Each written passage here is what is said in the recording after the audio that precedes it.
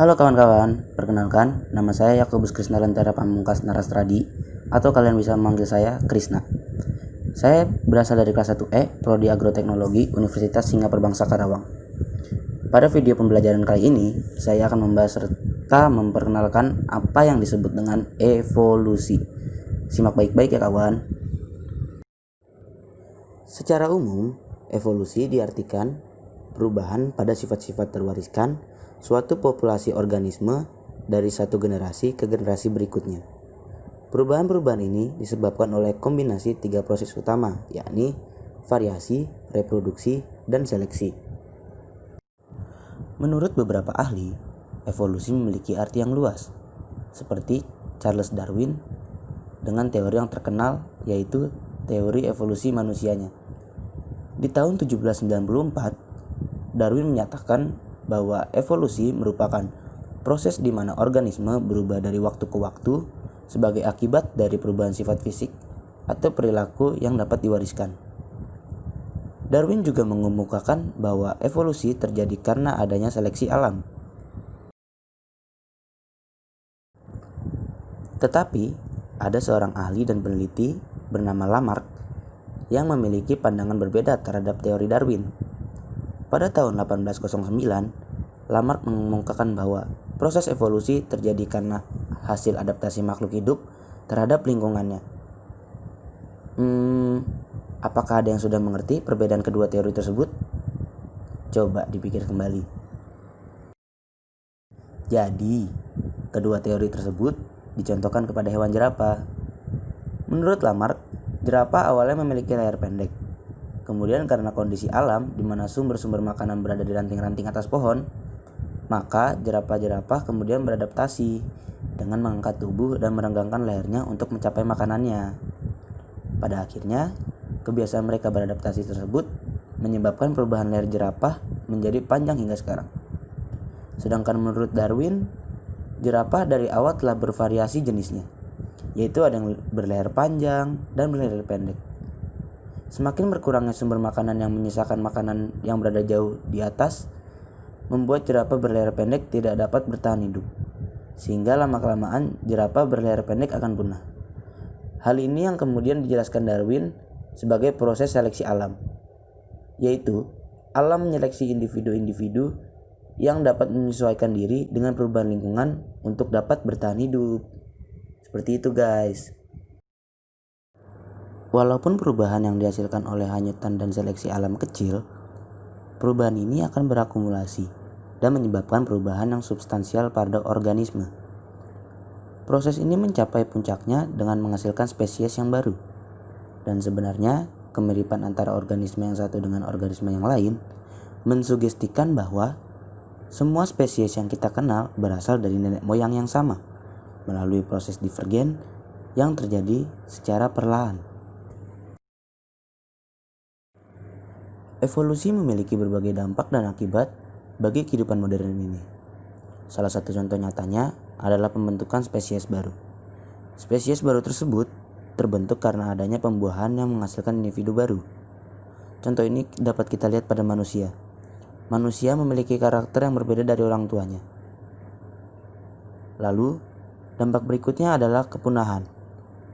Saat suatu makhluk tidak dapat mengikuti perubahan iklim, populasinya akan semakin berkurang dan akan menyebabkan berhentinya populasi dari suatu spesies tersebut. Contoh spesies yang berhasil bertahan dalam seleksi alam adalah burung finch yang ditemukan Charles Darwin di Kepulauan Galapagos. Burung finch di setiap daerah memiliki karakteristik paruh, ukuran kaki, dan ukuran tubuh yang berbeda-beda. Fakta ini diyakini bahwa spesies burung finch dapat menyesuaikan diri dengan alam dan iklim yang berada di tempat ia tinggal. Berikut saya pertontonkan sebuah evolusi dari makhluk hidup yang pernah menghuni bumi.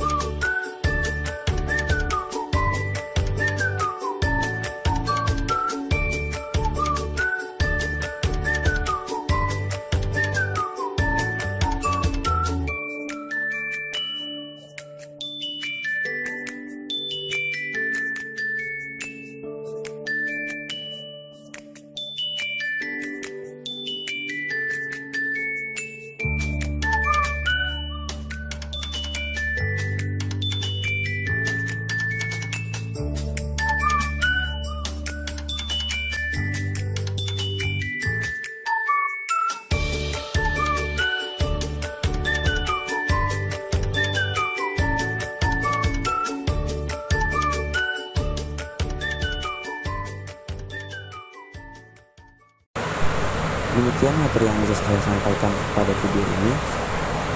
Terima kasih telah menonton. Mohon maaf jika masih ada banyak kesalahan. Sampai bertemu di video selanjutnya. Dadah.